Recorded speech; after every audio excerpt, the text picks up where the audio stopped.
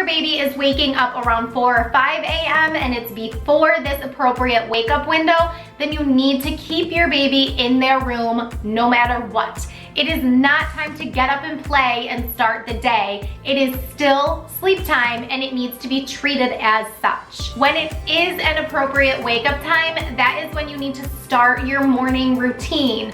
So you need to have a routine that your child knows it's morning time and this is how we're going to start the day every day. So you should have the same routine every single morning. Whether that means you give your child a big hello, you open the curtains, you change their diaper and their clothes, and then you have that first feeding of the day completely separate from your middle of the night feedings if your baby is still eating overnight. Now the